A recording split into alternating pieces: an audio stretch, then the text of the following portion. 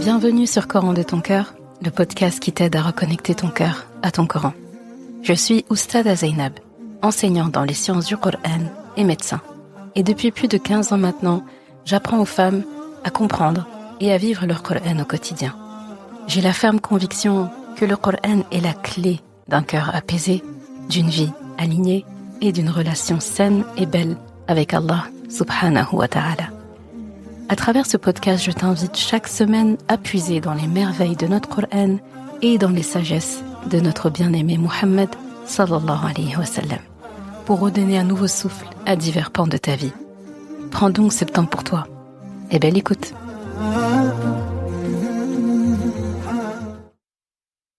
Bismillahirrahmanirrahim.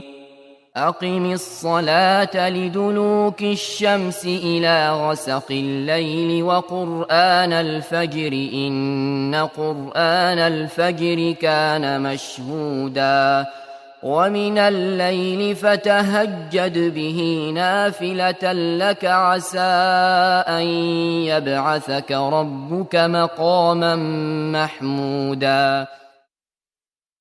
Accomplis la salate au déclin du soleil jusqu'à l'obscurité de la nuit. Et fais aussi la lecture de l'aube. Car la lecture à l'aube a des témoins. Et de la nuit consacre une partie avant l'aube pour les salates surérogatoires, afin que ton Rabb te ressuscite en une position de gloire.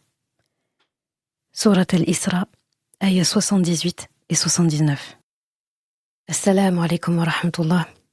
Je suis très contente de te retrouver pour un nouvel épisode, et là c'est le cas de le dire, un nouvel épisode de podcast.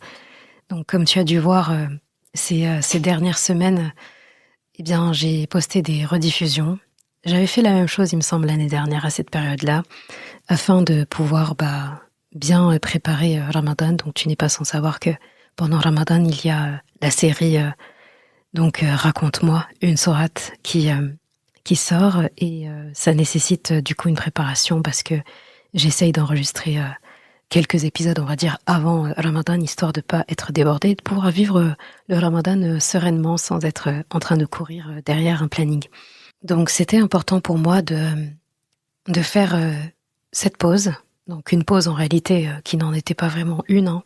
Pour toi c'était une pause et pour moi c'était du travail. Pour toi aussi c'était du travail parce que déjà, il y a les rediffusions et de toute façon, machallah, il y a de quoi faire avec les épisodes et ils étaient vraiment d'actualité. Alors, j'ai vraiment hâte que Ramadan commence. D'ailleurs, c'est notre dernier vendredi avant l'entrée du mois de Ramadan, subhanallah. Le vendredi prochain, Inch'Allah, pour Ramadan, donc 2026, au moment où j'enregistre cet épisode. Eh bien, vendredi prochain, Inch'Allah, eh bien, nous serons dans Ramadan. Allahumma ballighna Ramadan, ya Allah.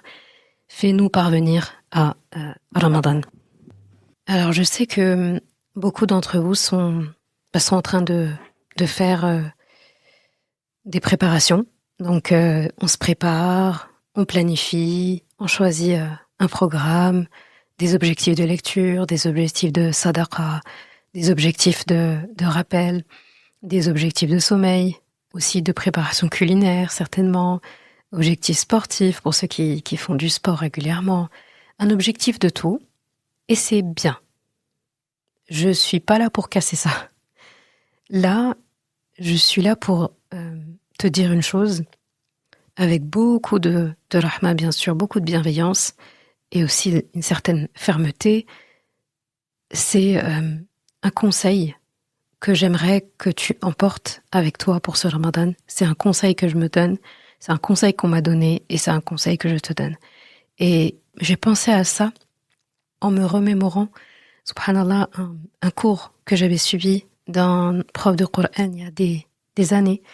Et à l'époque, il n'y avait pas les avancées technologiques qu'on a aujourd'hui. J'ai l'impression d'être une vieille dame en disant ça, mais oui, je suis des années 90, donc j'ai connu l'époque sans Internet, j'ai connu le moment où, voilà, j'ai connu tous ces moments-là. Donc, quand je garde des carnets comme ça, qui sont des notes de conférences ou de cours, de séminaires et autres, ça ça vaut de l'or en fait, parce qu'à l'époque, on n'avait pas le replay, quoi. Parce qu'il y avait même pas Voilà, il y avait que le play en direct et il fallait être là en direct. Il n'y avait pas de retranscription et il n'y avait pas de... Voilà, il n'y avait pas Internet pour pouvoir nous faire des replays. On pouvait enregistrer peut-être en dictaphone, en audio. À l'époque, c'était quoi? Des magnétophones, des trucs comme ça. Voilà, donc cette conférence, elle date de longtemps. Et j'ai retrouvé ces notes-là. Et ça m'a émue. Ça m'a émue parce que ça m'a rappelé encore que le conseil que je vais te donner à emporter pendant ce Ramadan, c'est une base pour tout le monde. On en a tous besoin. Donc, et c'est un sujet c'est un sujet que j'ai déjà abordé, pas qu'une fois dans le podcast, mais je vais l'aborder encore. Est-ce que tu vois de quoi je vais parler?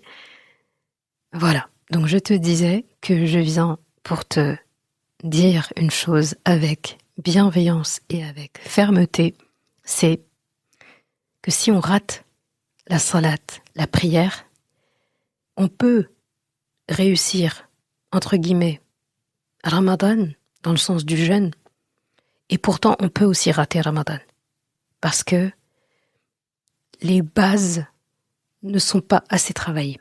Je vais m'expliquer. Aujourd'hui, j'ai envie de te donner un seul conseil.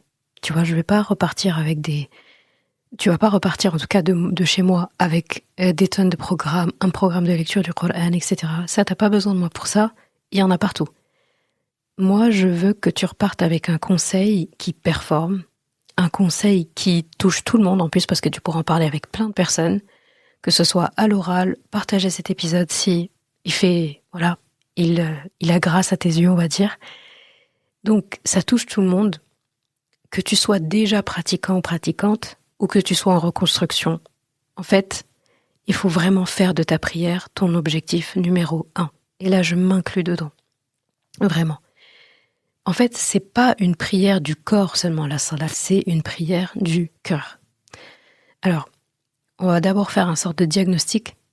C'est de se dire en fait qu'on est beaucoup à prier, alhamdoulilah, mais il y a 2 sortes de prières.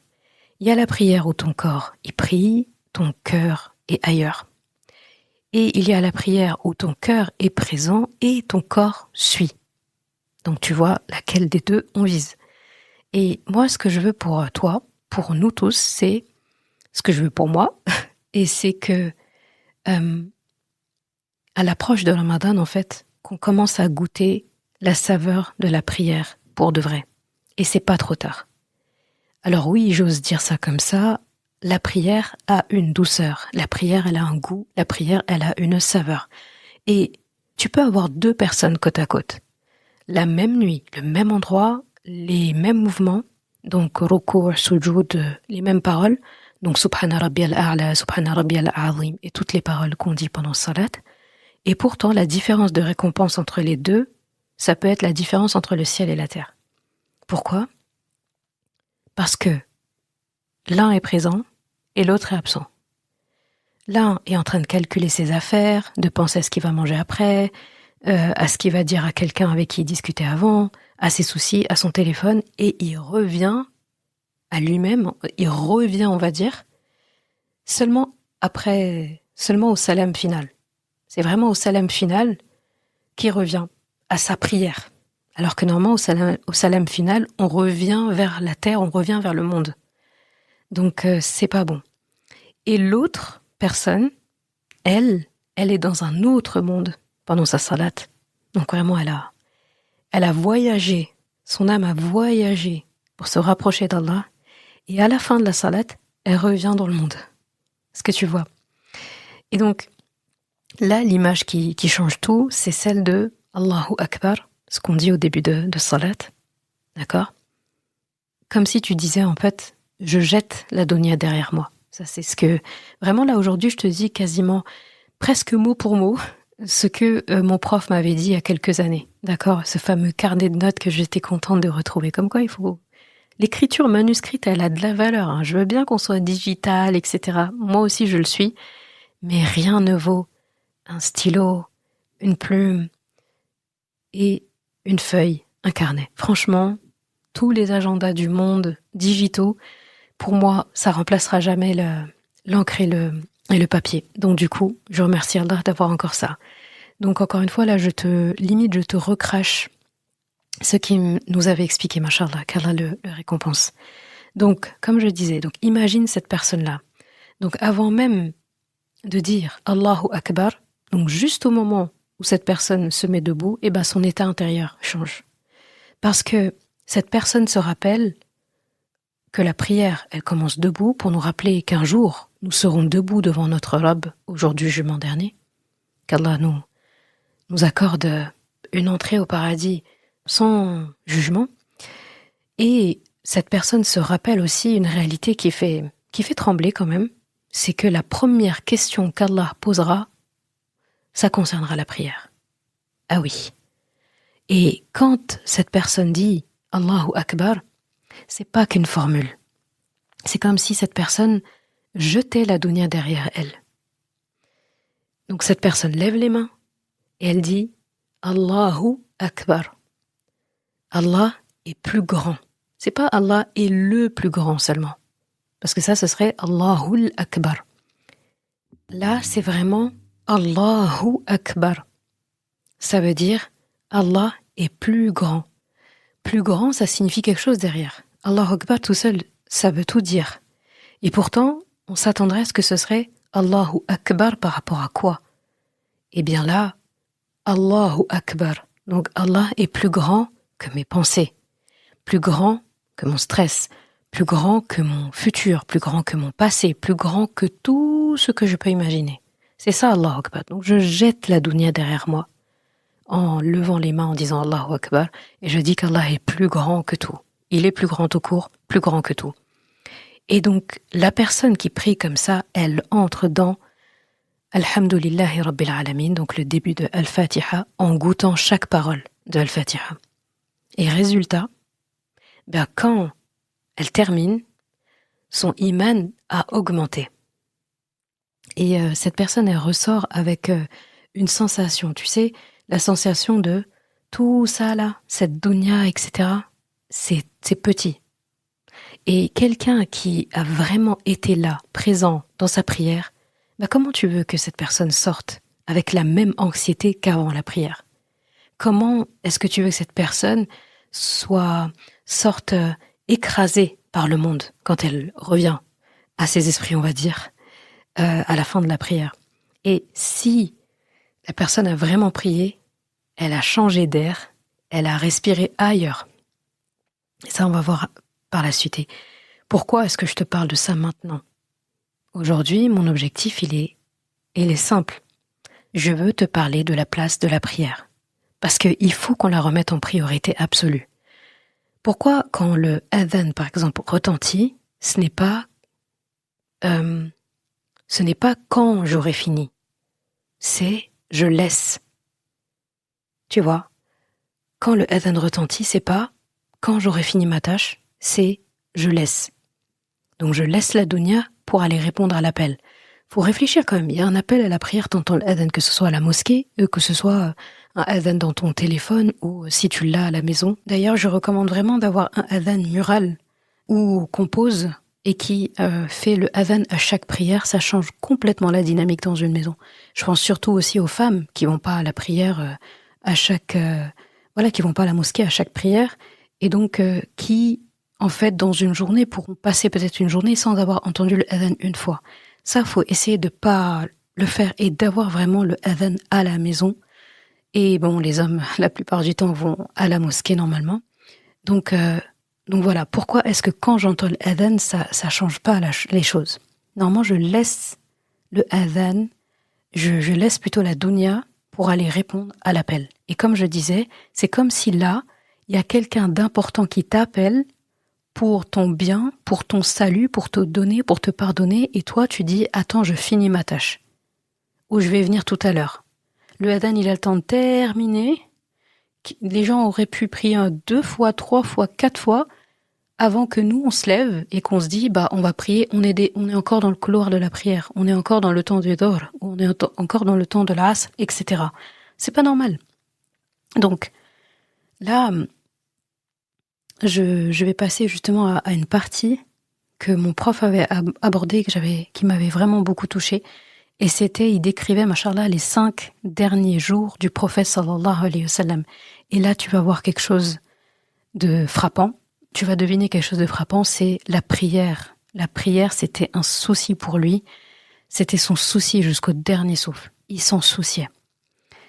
Là, je veux te ramener à une scène, donc une scène qui devrait suffire à elle seule normalement à remettre nos priorités en place. Et c'est les derniers jours de la vie de Rasulullah sallallahu alayhi wa sallam. Donc il a vécu 63 ans. Et dans les derniers jours, eh bien, il était malade. Vraiment malade. Donc il avait une forte fièvre, un mal de tête intense, il ne tenait plus debout. Il marchait plus correctement. Et pourtant, il ne lâche pas la prière en communauté. Imagine l'image. Donc il sort de la maison de Aïcha radhiyallahu anha, donc son épouse, et 2 hommes le soutiennent pour qu'il puisse se tenir debout. Parfois, Al-Abbas, son oncle, parfois c'était Ali radhiyallahu anhu, parfois c'était d'autres compagnons, et il est porté presque tiré, tu vois, mais il vient. Et tu sais ce que ça veut dire ? Ça veut dire que pour lui, la prière, c'était pas une charge. C'était son repos. C'était son refuge. C'était son oxygène. Et il a des excuses pourtant pour pas se lever pour prier. Il pourrait rester assis, il pourrait ne même pas essayer d'aller à la mosquée. Il pourrait prier chez lui. Mais son cœur est attaché à la prière. Et donc ça, il fait ça jusqu'au jeudi. Il dirige encore Al-Fajr, Al-Dhuhr, Al-Asr, Al-Maghrib. Et là, Al-Maghrib, c'est la dernière prière à voix haute qui va diriger à la mosquée. Les compagnons n'oublieront jamais ce moment. Le dernier passage du Coran qu'ils entendent de la bouche du prophète sallallahu alayhi wa sallam en prière. Je ne sais pas si tu imagines. Et puis vient Al-Aïcha. Et là, Bilal radhiyallahu anhu fait l'adhan. La mosquée, elle est pleine. Tout le monde attend. Tout le monde attend qui ? Le prophète sallallahu alayhi wa sallam. Et à la maison, l'état du prophète sallallahu alayhi wa sallam s'aggrave. La fièvre est tellement forte qu'on la ressent à travers sa couverture, sallallahu alayhi wa sallam. Ses épouses sont là. Fatima radhiyallahu anha, sa fille, la dernière de ses filles, son dernier enfant vivant, et là aussi, on lui apporte de l'eau. Il veut se rafraîchir. Il veut se lever. Il essaye. Il s'évanouit un petit peu. Et il revient à lui. Et la première phrase qu'il prononce, c'est pas « Ah, j'ai mal », c'est pas « ma douleur », c'est pas « Ah, la fièvre, j'ai mal » ou « la fièvre, où ça en est, ma température ». La première phrase qu'il dit quand il retrouve ses esprits, c'est « Al salla nas ». Est-ce que les gens ont prié ? Je fais une pause là parce que ça cogite et l'émotion est là. Regarde où est son cœur, sallallahu alayhi wa sallam. On lui répond non, ils t'attendent. Et il demande encore de l'eau pour, se laver, se rincer, etc. et refaire des ablutions. Il essaye. Il se réévanouit. Il se réveille. Et il pose la même question. Les gens ont prié ? 3 fois il pose cette question. 3 fois ça s'est passé. 3 fois il pose la même question. Et à un moment il comprend. Il ne pourra pas sortir. Il ne pourra pas sortir. Alors il dit, demandez à Abu Bakr que Abu Bakr dirige la prière. Mourou Abu Bakr. Demandez à Abu Bakr de diriger la prière. Et Abu Bakr dirige alors plusieurs prières, jusqu'au Fajr du lundi. Donc, si tu suis, d'accord, jusqu'au Fajr du lundi. C'est à partir d'un jeudi où ça a commencé à se corser pour Rasulullah sallallahu alayhi wa sallam, et jusque, du coup, le Fajr du lundi suivant, eh bien, c'est Abu Bakr as-Siddiq, radhiyallahu anhu, qui a dirigé la prière. C'est inédit. À Médine, faut te dire que toutes les prières étaient dirigées par Rasulullah sallallahu alayhi wa sallam. Toutes les khutbahs du vendredi, pareil. Les compagnons faut se dire, ça devait être difficile pour eux d'entendre une autre voix pendant la prière que celle de Rasulullah sallallahu alayhi wa sallam. C'est inédit, à Médine du moins, parce qu'à Mecca, du coup, ils étaient persécutés. Il n'y avait pas de mosquée, etc., appel à la prière, à voix haute et tout. Donc, Abu Bakr dirige plusieurs prières, mais écoute bien ce qui se passe ensuite. Ensuite, un jour, Abu Bakr est en train de diriger et Al-Abbas donc l'oncle du prophète sallallahu alayhi wa sallam, radiallahu anhu, et Ali, radiallahu anhu, donc sont près de la porte de Rasulullah sallallahu alayhi wa sallam, parce qu'il y avait une porte qui donnait à chez lui, une porte de la mosquée qui donnait à chez lui. Et à chaque prière, ils attendent jusqu'au dernier moment, parce qu'ils espèrent, dans leur tête, ils se disent, peut-être qu'il viendra. Et ce jour-là, ils entendent sa voix. On entend, ô Abbas, aide-moi, je veux aller à la prière. Il est si faible en fait que il marche même plus en fait. On doit le porter. Il arrive, il s'assoit à côté d'Abu Bakr, donc on l'aide à s'asseoir à côté d'Abu Bakr, radiyallahu anhu, et il dirige la prière assis. Sa voix est faible. Abu Bakr as-Siddiq répète à haute voix pour que les gens entendent. Imagine la scène. Donc celui qui n'a même plus la force de se tenir debout vient à la prière. Et pourquoi ? Parce que quand tu aimes vraiment quelque chose, tu fais l'effort, même si ton corps souffre. Et c'est ça le message. La prière, c'est pas une option, c'est la vie. Et c'est ça que Rasulullah sallallahu alayhi wa sallam nous montre ici. Et arrive ensuite, on va dire la suite, donc le lundi, Al-Fajr, Abu Bakr as-Siddiq dirige, les compagnons sont en rang, et pendant la prière, le rideau de la chambre de Aïcha radiyallahu anha bouge. Donc tout le monde regarde, et le prophète sallallahu alayhi wa sallam apparaît, il est debout, et il sourit. Un sourire lumineux. Pourquoi il sourit à ton avis ? Parce qu'il voit sa communauté prier.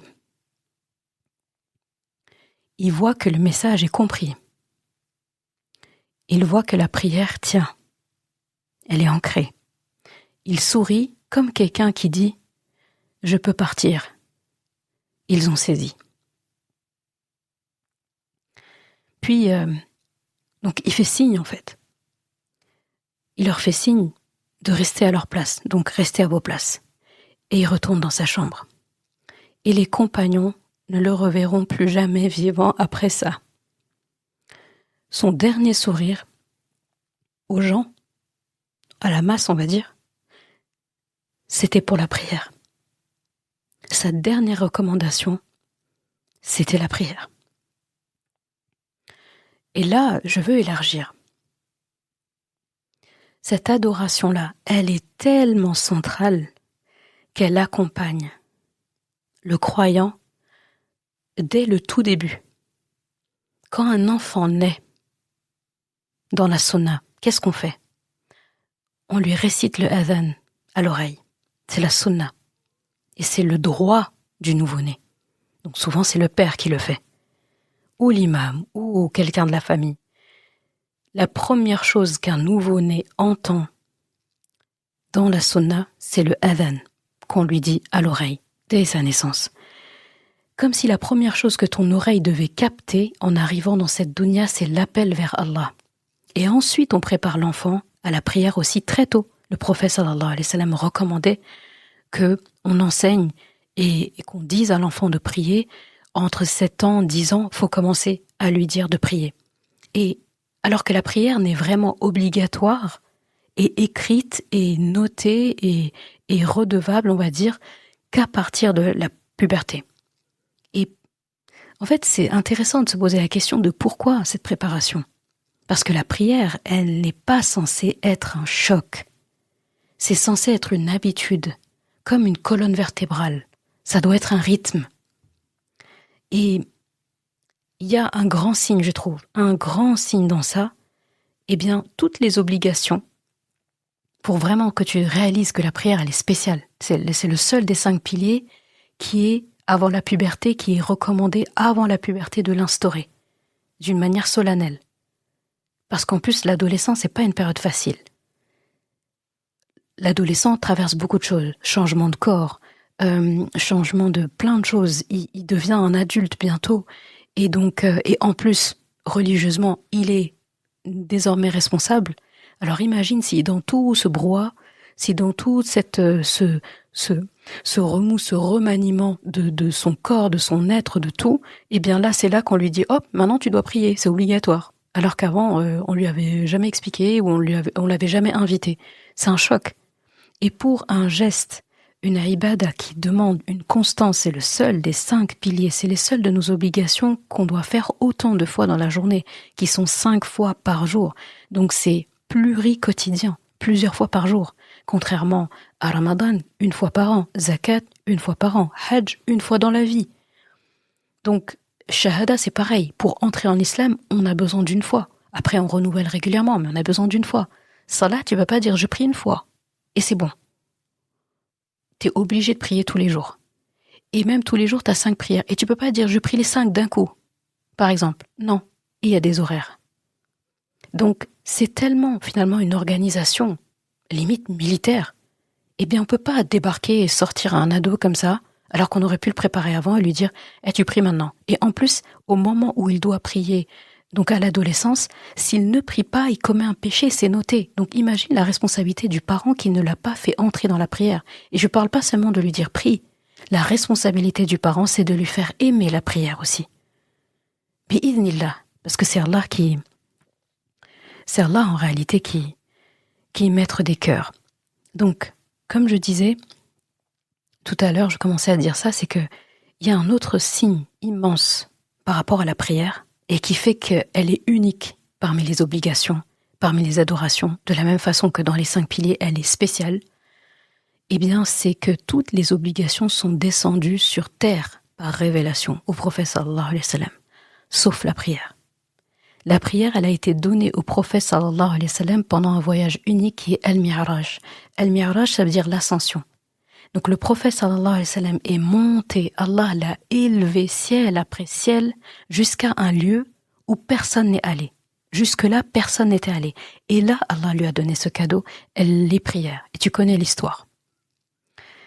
Comme si Allah disait que ça, c'est pas un ordre parmi d'autres. C'est comme un cadeau, un sommet. Et c'est pour ça que certains savants disent quand tu pries vraiment, eh bien ton âme fait son propre mi'raj. Quand tu pries vraiment, ton âme, elle est montée. T'as fait cette ascension. Et c'est pour ça que quand tu redescends et quand tu finis de prier, t'avais l'impression que t'étais ailleurs. D'ailleurs, qu'est-ce qu'on dit quand on finit la prière?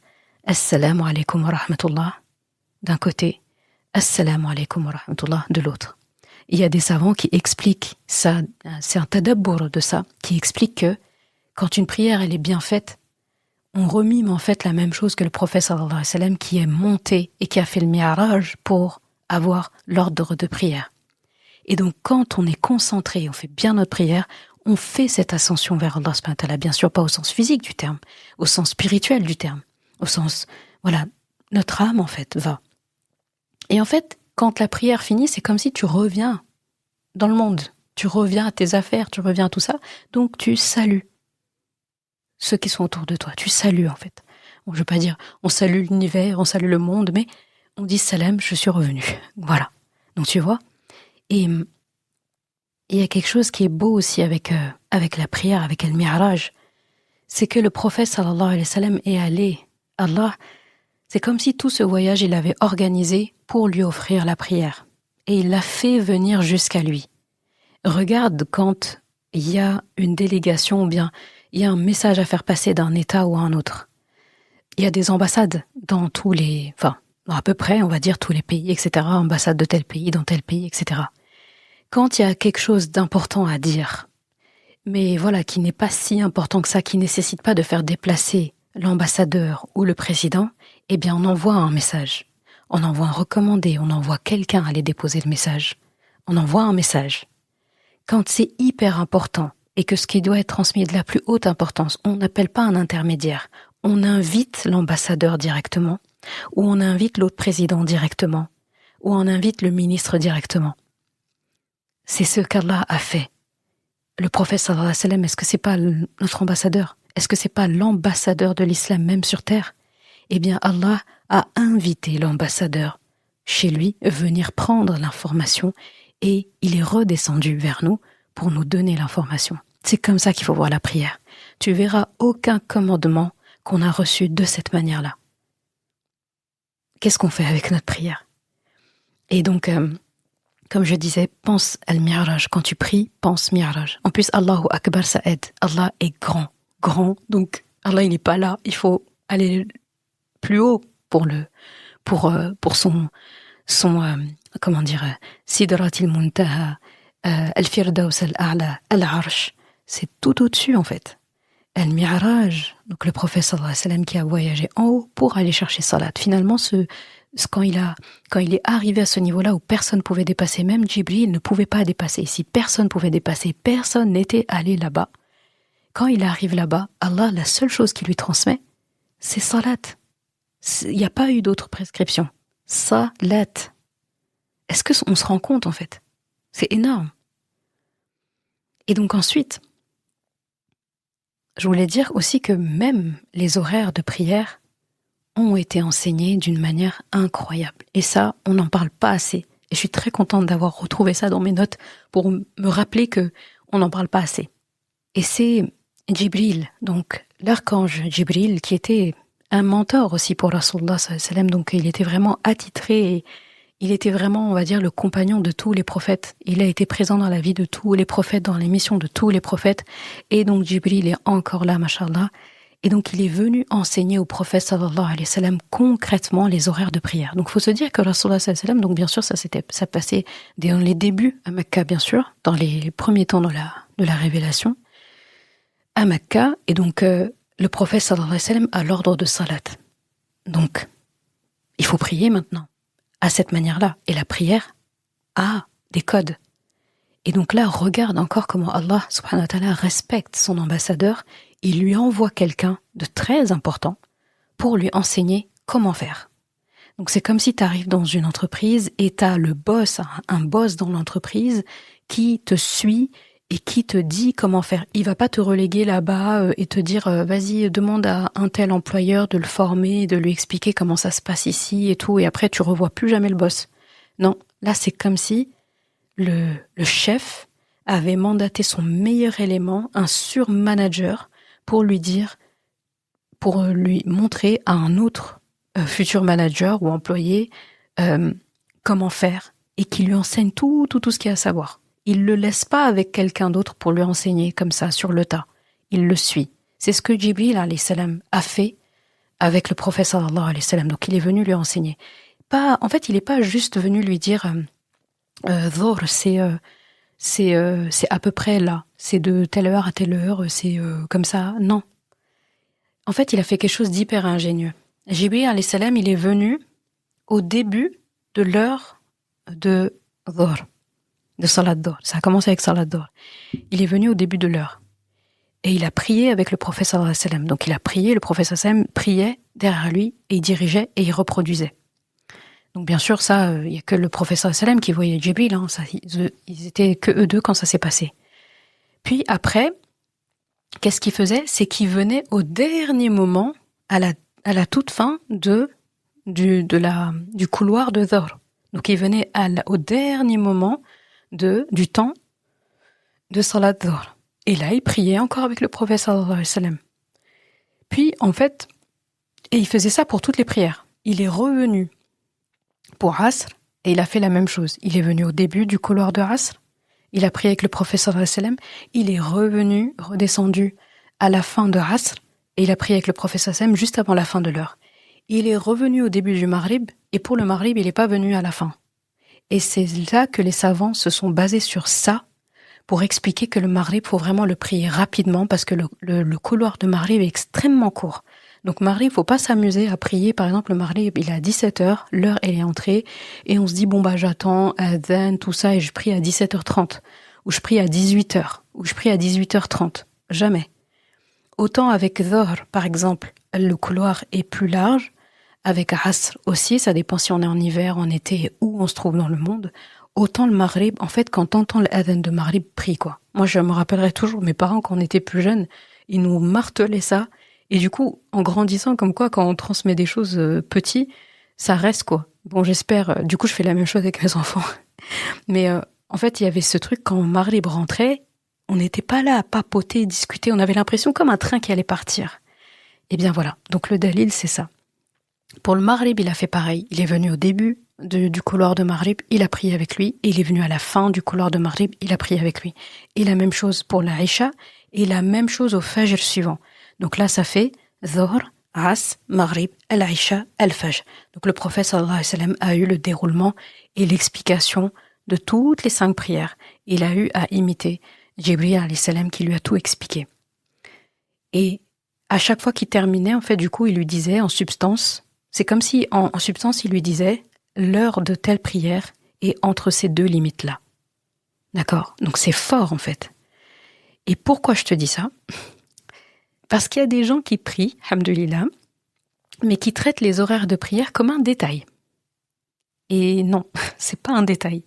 Les horaires de prière font partie de la prière. Inna as-salata kanat 'ala al-mu'minina kitaban mawquta, comme Allah dit dans sourate An-Nisa, la prière donc a été donnée donc et pour les mu'minines quelque chose de clair, de dicté. Il y a des temps précis. On peut pas décider d'un temps, réunir ce qu'on a envie de réunir sans raison, attendre la dernière minute pour prier le Zohr alors qu'on pouvait le faire avant.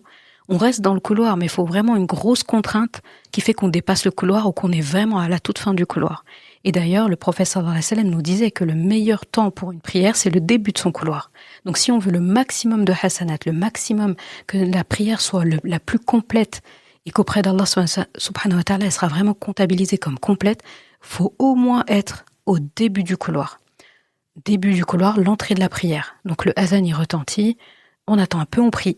C'est pas, on attend, le Dhuhr par exemple, l'heure rentre à midi, et j'attends midi 30, 40, 13 heures pour prier, même si le Asr il est qu'à 14h30 ou 15h, bah je me dis pas, je fais pas mes calculs en me disant bah si je prie à 14h ou 14h30, 14h45, je suis encore dans le couloir. C'est pas bon de faire ça. Et encore une fois, faut se dire que c'est un rendez-vous avec Allah. Faut se dire c'est notre mi'raj à nous. Depuis quand, en fait, une invitation d'Allah comme ça, une invitation, une délégation vers Allah subhanahu wa ta'ala, depuis quand on pourrait se permettre, en fait, de dire « Attends, j'arrive, je finis ma tâche, j'arrive, je finis ce petit truc que j'étais en train d'écrire, j'arrive, je termine ma discussion, j'arrive. » C'est comment, en fait? Donc, normalement, on n'est pas censé pouvoir se permettre ce genre de choses. Pourtant, avec Salat, c'est ce qu'on fait. Donc, les horaires font partie de la prière. Et si tu veux un objectif mesurable, par exemple avant Ramadan, eh bien voilà un objectif simple et clair. Tu vois pourquoi j'insiste sur ça? J'aimerais qu'on n'entre pas dans Ramadan, en fait, en visant que les programmes, etc., qui sont bien.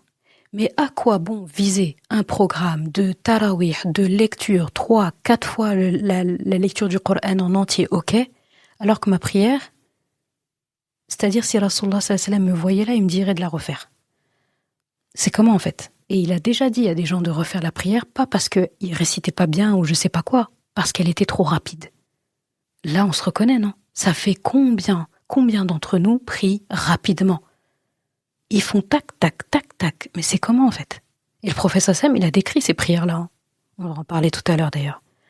Et ben justement, c'est maintenant qu'on en parle. Il y a une scène avec le prophète sallallahu alayhi wa sallam, du coup, moi, personnellement, elle me faisait froid dans le dos. Et donc, c'est un homme qui vient à la mosquée, qui prie rapidement. Il prie, il fait toute sa prière, mais il prie rapidement. Et il salue le prophète sallallahu alayhi wa sallam quand il termine de prier. Et le prophète sallallahu alayhi wa sallam, il lui répond comme s'il lui disait hop, hop, hop, hop. Il lui dit retourne prier car tu n'as pas prié. Il retourne prier. Et il revient. Et il lui dit retourne prier car tu n'as pas prié. Cette scène s'est passée 3 fois, c'est-à-dire pendant 3 fois, il l'a renvoyé, prier. Et l'homme a fini par dire, par Allah, je ne sais pas faire autrement, enseigne-moi. Donc, et là, c'est là le point. Là, le point, ce n'était pas une absence de mouvement, parce qu'il a fait les mouvements. C'était une absence de présence. On ne peut pas être présent avec une prière comme ça. C'est ce que Rasulullah sallallahu alayhi wa sallam essaie de lui expliquer. C'était pas une prière du cœur, c'était pas un mi'raj. Et je te pose la question, à toi, à moi, si le prophète sallallahu alayhi wa sallam entrait aujourd'hui chez nous, dans nos mosquées, dans notre salon où on prie, et il observait nos prières, il y a combien d'entre nous qui entendraient « Retourne prier, t'as pas prié. Retourne prier, tu n'as pas prié. Retourne toi aussi prier, tu n'as pas prié. » Franchement, ça fait réfléchir. Ça doit nous réveiller. En vrai, ça doit nous réveiller, ça doit pas nous désespérer. Là, tout ce que je dis là, c'est pour nous éveiller. Ça doit nous réveiller. Il y a un détail, comme je disais, que j'aime beaucoup. Je l'ai abordé tout à l'heure, mais j'y repense parce que là, le professeur Salem donc parle d'une prière et la personne finit la prière et lui répète la même chose. C'est comme ce que je t'avais dit. Pourquoi est-ce que la prière se termine par Assalamu alaikum wa rahmatullah?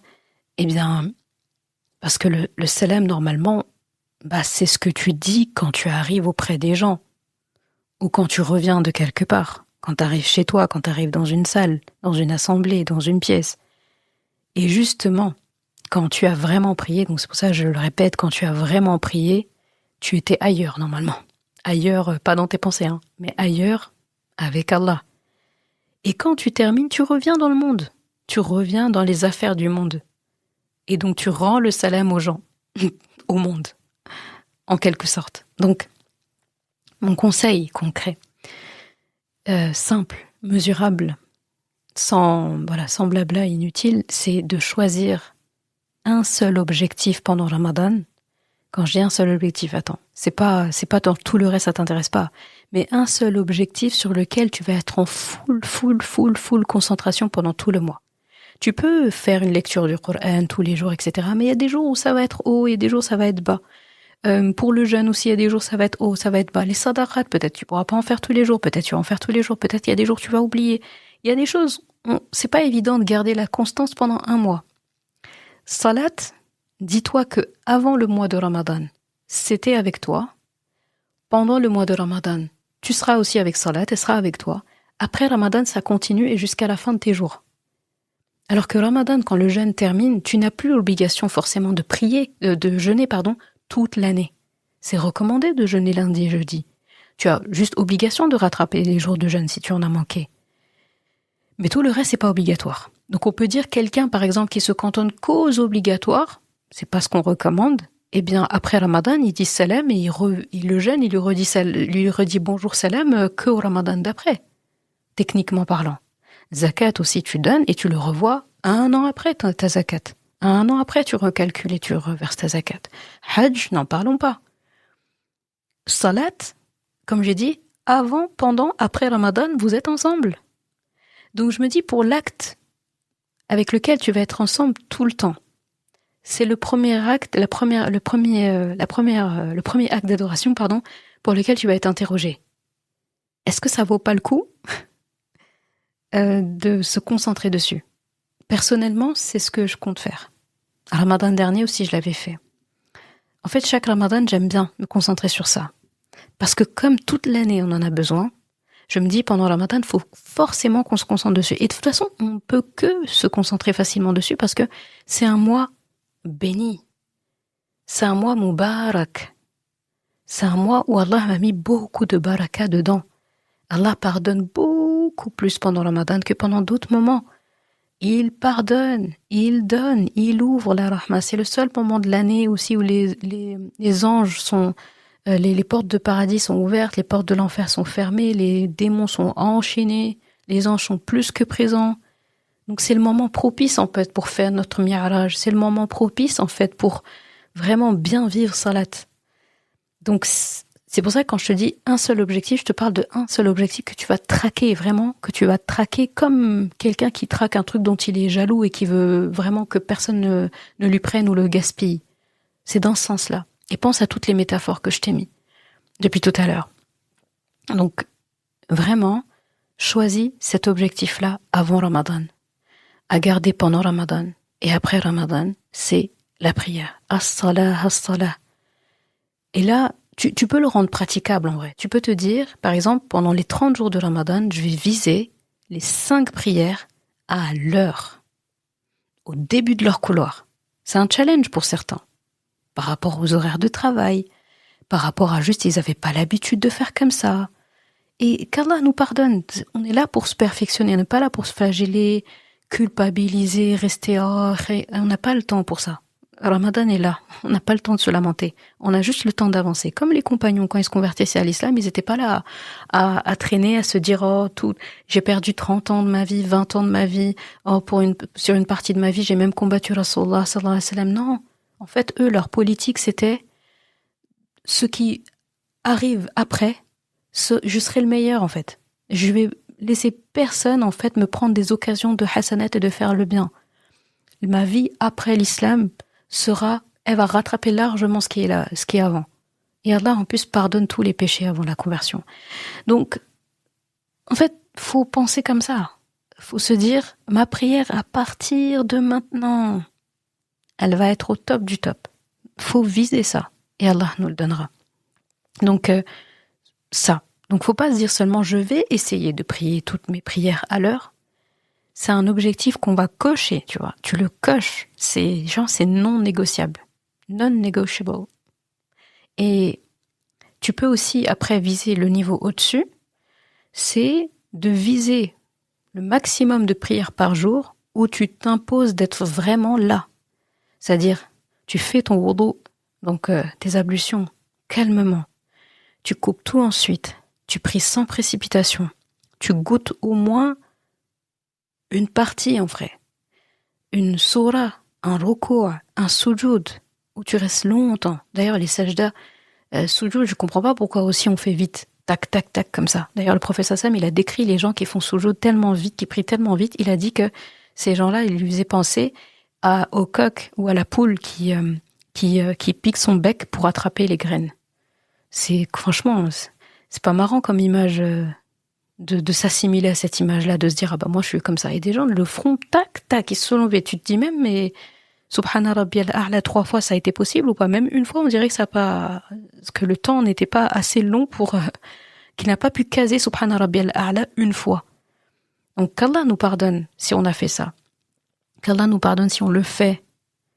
Et qu'Allah nous permette de plus refaire ça. C'est pas normal pendant sajda, le moment où le croyant est le plus proche de son Rabb. Jamais un croyant n'est aussi proche de son Rabb que pendant sajda. On dit que la distance la plus courte entre 2 points, c'est la ligne droite, n'est-ce pas? Eh bien, la distance la plus courte entre Allah et nous, c'est la prosternation. C'est sajda, sujoud. Donc si ça, on le néglige, alors que toutes les invocations pendant sujoud sont mustajaba, donc exaucées, je comprends pas pourquoi on fait vite dans le sujoud. Je comprends pas. C'est comme si au moment où on allait te donner quelque chose, où tu pouvais demander quelque chose, toi tu te lèves, tu pars. Avant qu'on te donne, tu pars. Enfin, faut qu'on arrête de faire ça. C'est vraiment, j'avais dit aujourd'hui, je serai bienveillante et ferme. Donc vraiment, faut quelques prières par jour, le maximum de prières par jour, où c'est des prières limite qu'on a réparées. Voilà, au fur et à mesure, je répare mes prières. Je me dis là déjà, j'ai pris à l'heure. Et au début du couloir, attention, alhamdoulilah, coché. Ensuite, le maximum de prières, je vais les réparer. Sujoud, je vais rester un peu plus longtemps, je vais le dire bien. Au moins, les formules, je les prononce correctement. Subhana Rabbiyal A'la, Subhana Rabbiyal A'la, Subhana Rabbiyal A'la, je me lève. Ça, c'est correct. Mais je dis, c'est quand même dommage. Parce que après le Subhana Rabbiyal A'la 3 fois, je peux placer une petite doha là. Okay, des gens, ils font des placements de produits. Nous, on doit faire des placements de doha. On fait un petit placement, on se redresse, on recommence. Subhana Rabbiyal A'la 3 fois, petit placement de doha, je me redresse.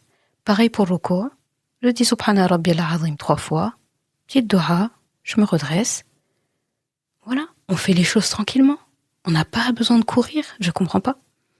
On ferait pas vite et on va pas mettre avance rapide ou x6 quand on regarde des films, quand on regarde des choses, quand on parle avec une amie, quand on fait quelque chose qui nous plaît, qui est divertissant.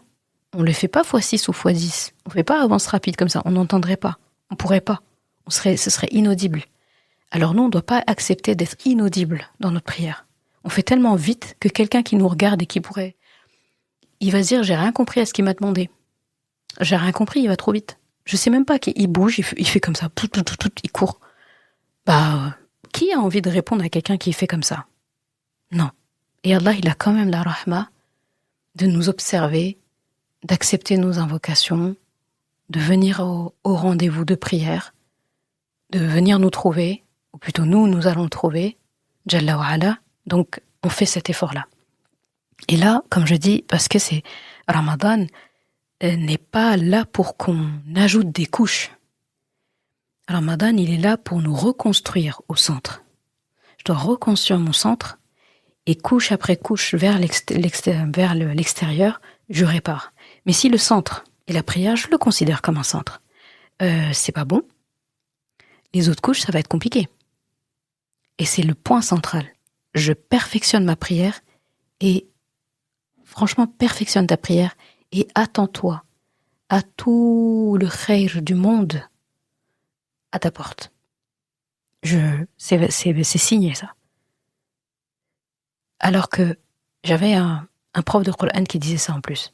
Et subhanallah, il disait que ceux qui retardent leur prière ne s'étonnent pas du retardement des choses qu'Allah doit leur donner. Parce que si tu retardes ton rendez-vous avec celui qui va te donner, ne t'étonne pas en fait que ton rizq, que ta guérison, que certaines choses tardent. Ça ne veut pas dire que si des choses prennent du temps à venir, que c'est forcément parce que tu as raté ta prière. Mais si tu rates ta prière, tu loupes ta prière, tu ne pries pas à l'heure, on n'a pas le droit en fait d'espérer d'Allah que lui, entre guillemets, accélère dans ce qu'il doit nous donner. On n'a pas le droit de même ouvrir la bouche pour dire « Oui, mais j'ai fait des doigts plusieurs fois, il ne m'a pas répondu. » Ah bon ? On ne devrait pas oser. On parfait la prière et tout le reste coule de source. On n'a jamais regretté une prière bien faite. Et en plus, c'est pour notre avantage. Allah n'a pas besoin de nos prières. Et donc là, autre chose, c'est la prière, c'est la seule adoration qui est annoncée publiquement. Pour aucune des adorations, tu vas avoir un i'lan, une annonce publique aux gens de dire « venez, venez ». T'as aucune adoration où il y a ça. Pour le jeûne, il n'y a pas une proclamation, un haut-parleur où on appelle les gens au jeûne. Non, la veille de Ramadan, on formule chacun individuellement l'intention à la veille du mois. Pour le Hajj, chacun formule l'intention. Pour la zakat, n'en parlons pas. Shahada, n'en parlons pas. Salat, c'est la seule adoration où il y a une annonce publique. Et c'est le adhan. Il n'y a pas de adhan pour autre chose. Il y a un adhan pour la prière. Comme si Allah ne voulait pas que tu rates ce rendez-vous. Quand on ne veut pas que quelqu'un rate un rendez-vous, on lui envoie des mails de relance. On met une alarme. On lui envoie des messages, des rappels. Eh bien, le adhan fait la même chose. Pour que tu loupes pas ton rendez-vous, il y a le adhan. Tu comprends pourquoi je disais tout à l'heure que je conseillais vraiment d'avoir un adhan à la maison. C'est un bon rythme, je trouve, pour la famille, les enfants. Mine de rien, des fois, on peut être absorbé par une tâche. La prière arrive, il suffit qu'à ce moment-là, notre téléphone il soit sur silencieux, ou on n'a pas regardé l'heure, on n'a pas vu l'heure passer, le temps passer. Et là, on se lève, on voit que Dhuhr il rentre, et depuis, on est toujours dans le couloir de Dhuhr, mais on a un côté, on est dégoûté, on se dit, mais en fait, si je savais que c'était la prière, ou ça avait sonné quelque part, ou un truc comme ça, j'aurais mis pause, j'aurais repris. Là, je fais bien une pause pour prier. Mais un peu dégoûté de prier en retard. Donc, le adhan à la maison, faut le mettre avec un volume sonore qui soit pratique pour tout le monde. Et là, le adhan qui sonne. Et je trouve que ça donne un rythme dans la maison. Surtout, j'ai envie de dire, surtout les femmes, vu que on ne va pas à toutes les prières à la mosquée, on n'a pas l'obligation. Et donc, la plupart du temps, il y a plus de chances qu'une femme prie chez elle plutôt qu'elle prie à la mosquée. Et donc, avoir le adhan, c'est vraiment top dans ces moments-là. Et le adhan, parlons du adhan. Le adhan, il commence par quoi ? Par Allahu Akbar. Comme la salat, on la commence par Allahu Akbar. Donc on dit Allahu Akbar, Allahu Akbar. Comme je disais, Allah est grand. Et plus grand, plutôt. Plus grand que tout ce qui t'occupe maintenant. Donc tu vois, c'est pas à la prière que ça commence, c'est à l'annonce, au adhan, à l'annonce de la prière. Allah nous dit déjà qu'il est plus grand. Et là vient tout ce que tu dois savoir après, vient ton identité dans tout ça. Allahu Akbar, Allahu Akbar, Ashhadu an la ilaha illallah. Allah fait que dans le adhan, c'est un appel à la prière. Donc on pourrait dire que celui qui fait le adhan, il est censé dire, témoigner qu'Allah et il n'y a pas de divinité autre qu'Allah et Mohammed est son messager. Mais qu'est-ce qu'on dit dans le adhan ? c'est le mu'adhin, donc le muezzin, dans son adhan, quand tu l'écoutes, ça dit je. J'atteste que. Ashhadu an la ilaha illallah. Ashhadu an la ilaha illallah. Ashhadu anna Muhammadan Rasulullah. Ashhadu anna Muhammadan Rasulullah. Et après, c'est hayya ala salah. Donc ça dit j'atteste que, et après c'est venez à la prière. Comme si Allah voulait que tu t'attribues. Il voulait en faire ton identité. Dans le adhan, cette partie-là, c'est ton identité. Ton identité, c'est cette shahada-là. À Allah subhanahu wa ta'ala. Donc là, c'est un détail. C'est un beau détail. Et il y a un autre détail magnifique. C'est dans l'appel, c'est quand il dit donc viens à la prière. Hayya ala salah. Hayya ala salah, 2 fois. Et après, hayya ala al-falah. Hayya ala al-falah. Donc viens au succès, viens à la réussite. Et là, le détail magnifique, c'est qu'on répète derrière le mu'adhin. La sunna, quand il y a le adhan, c'est de répéter après lui. Quand il dit Allahu Akbar, on répète nous aussi. Allahu Akbar, Allahu Akbar. Après, il dit Ashhadu an la ilaha illallah, Ashhadu an la ilaha illallah, on répète. Ashhadu an la ilaha illallah, Ashhadu an la ilaha illallah, et ainsi de suite. Sauf au moment où il commence à dire Hayya ala salah. Quand il commence à dire viens à la prière. Ou Hayya ala al-falah, viens à al-falah, donc à la réussite. Au succès. À ce moment-là, on répète pas. Quand il dit hayya ala salah, on dit pas hayya ala salah. Non. À ce moment-là, ce que le prophète sallallahu alayhi wa sallam nous a dit de dire, c'est on doit dire la hawla wa la quwwata illa billah. Il n'y a de force et de puissance que Allah. Comme si on reconnaissait que. Parce qu'on peut entendre le adhan avec tout ça, il y a l'entrain, etc. Et quand arrive à ce moment-là, on se dit oui, je vais aller prier. Mais ce la hawla wa la quwwata illa billah, ça vient nous rappeler que je ne pourrais pas avoir la force de répondre à cet appel si Allah ne me le permet pas, sans l'aide d'Allah. C'est grâce à Allah que je peux me lever pour y aller. Donc là aussi, il y a une humilité. Il n'y a pas de ouais, si je veux, je vais y aller prier. Ouais, je vais à la réussite, je vais à la salat, j'y vais. Même là, au moment de cette formule-là, ce qu'on nous fait répéter, c'est la hawla wa la quwwata illa billah. Hayya ala salah, la hawla wa la quwwata illa billah. Hayya ala salah, la hawla wa la quwwata illa billah. Hayya ala al-falah, la hawla wa la quwwata illa billah. Et voilà. Et après, quand ça reprend Allahu Akbar, on continue de répéter exactement la même chose. La ilaha illallah, la ilaha illallah. Donc magnifique. Rien que le adhan, il nous met en condition. C'est pour ça que j'ai dit qu'il faut avoir un adhan chez soi. Ou dans son téléphone, peu importe. Mais il faut entendre le adhan au moins une fois dans la journée. C'est important. Ça, pour moi, c'est une préparation à la prière. Des fois, on se demande pourquoi est-ce que j'ai pas assez de khushu', assez de concentration dans ma prière, pourquoi je ressens pas et tout. Mais en fait, on a envie de dire, est-ce qu'on a mis en place tout ce qu'il faut aussi? Est-ce qu'on a mis en place tout ce qu'il faut? Donc ça, c'est le adhan. Qui dit adhan, dit prière, dit entre deux qu'il faut être en état de pureté. Donc vient le moment du wudu. Donc les ablutions. Et les ablutions, faut pas le voir comme une sorte de douche rapide, mais c'est plutôt, faut le voir comme une tauba, une repentance, un retour vers Allah, un repentir. Al-wudu.